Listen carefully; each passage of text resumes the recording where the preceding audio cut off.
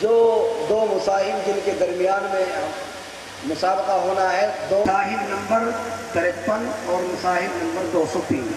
دونوں حضرات جلدی سے تشریف لے آئیں اور 3-3 منٹ میں پھر سے حکم حضرات اتنی باریکیوں سے اپنا فیصلہ کر رہے ہیں کہ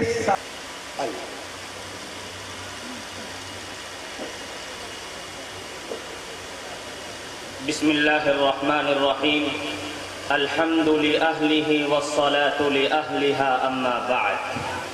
قال اللہ تبارک وتعالی فی القرآن المجید ذلك الكتاب لا ريب فيه هدى للمتقين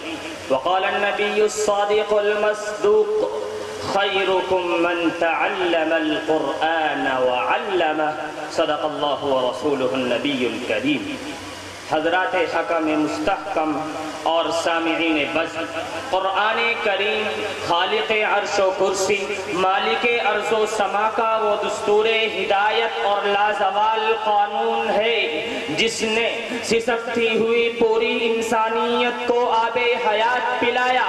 جس نے نفرت و عداوت، بغض و حسد، قتل و غارت گری، اختلاف و شقاق کی دلدل میں پھنسے ہوئے انسانوں کو محبت و مودت، اخوت و بھائی چارہ، عدل و انصاف، اتحاد و اتفاق اور امن و سلامتی کا پیغام دیا کہ جس نے معاشرے اور سماج میں زندگی گزارنے کا سلیقہ عطا کیا۔ سامعین باتمکین، قرآن کریم وہ عظیم دولت ہے جو روح خداوندی ہے، معدن حیات اور سرچشمہ زندگی ہے۔ او عرب قوم جو پشتہ پشت سے مردہ چلی آ رہی تھی، دنیا جس کو ذلیل و حقیر جانتی تھی، کوئی ان کو جہلائے عرب کا خطاب دیتا تو کوئی ان کو نفرت سے یاد کیا کرتا تھا،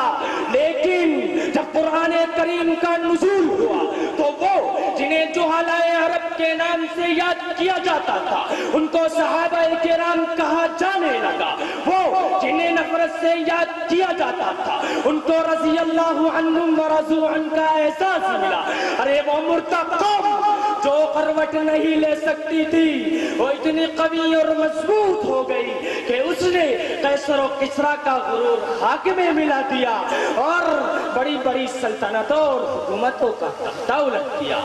اسلام کے شہدائیوں، اس دنیا فانی کے اندر معلم قرآن اور متعلم قرآن سے بڑھ کر کوئی چیز نہیں ہو سکتی، ان کے مرتبے اور مقام کو کوئی بھی نہیں پہنچ سکتا، ہاں وہ دنیا کا منسٹر ہو یا کلکٹر، پائلٹ ہو یا انجینئر یا دنیا کے بلند سے بلند مرتبے پر بھی فائز ہو، لیکن اس معلم قرآن اور متعلم قرآن کے مرتبے اور مقام کو نہیں پہنچ سکتا جو اصحاب صفہ کی مقدس جماعت کی یادگار ہے۔ ارے دنیا والوں، قرآن کریم کے پڑھنے وہانے والوں کو ذلیل و حقیر نہ جانو، ان کو ذلت کی نگاہ سے نہ دیکھو، کیونکہ رب کعبہ کی قسم یہ وہ جماعت ہے جو دنیا میں بھی افضل اور قابل عزت ہے اور انشاءاللہ آخرت میں بھی افضل اور قابل عزت ہوگی۔ اللہ تعالی ہم سب کو خدمت قرآن کے لیے قبول فرمائے۔ وما علینا الا البلاغ۔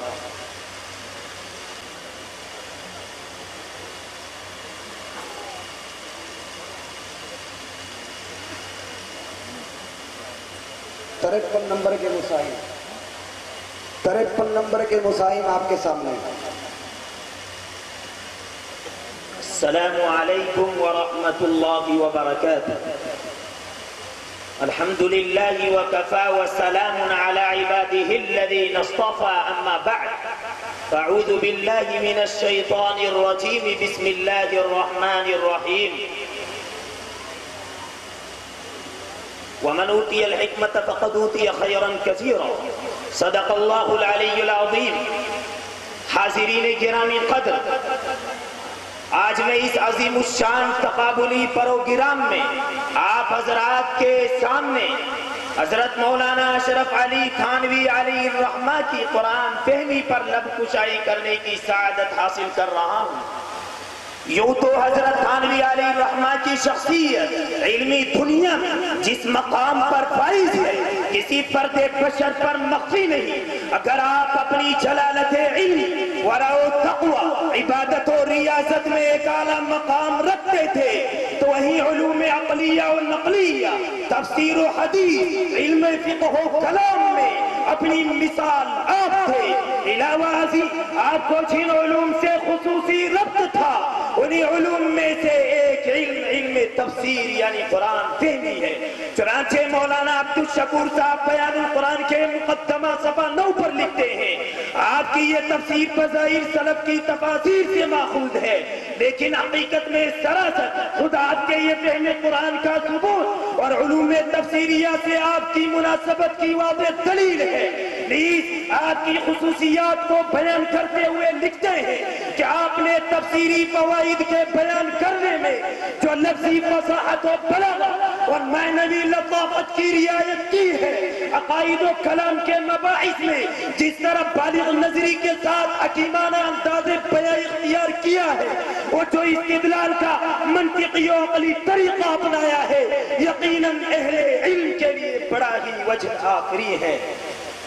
حاضرین گرامی قدر، اگر آپ مزید قرآن فہمی دیکھنا چاہتے ہیں جس سے حضرت تھانوی علیہ الرحمہ کی فقہی بصیرت، جامعیت اور دقیق نظری کا پتہ چلتا ہے، چنانچہ اشرف التفاسیر کے جلد نمبر 2 صفحہ نمبر 72 آیت نمبر 16 پر موجود فرمان خدا وَنَحْنُ أَقْرَبُ إِلَيْهِ مِنْ حَبْلِ الْوَرِيدِ سے بظاہر یہ لازم آتا ہے جب اللہ تعالی ہم سے قریب ہے تو ہم بھی اللہ تعالیٰ سے قریب ہوں، کیونکہ قرب اور بعد امور نسبیہ متشارکہ میں سے ہے اور امور نسبیہ متشارکہ کے لیے طرفین ضروری ہے، حالانکہ معاملہ ایسا نہیں ہے۔ چنانچہ اسی گتھی کو سلجھاتے ہوئے تحریر فرماتے ہیں، یہ مشارکت قرب مکان اور قرب حصی میں ہوا کرتی ہے، اور بندہ کو جو اللہ تعالیٰ سے قرب ہے وہ قرب مکانی اور قرب حصی نہیں بلکہ قرب علمی ہے۔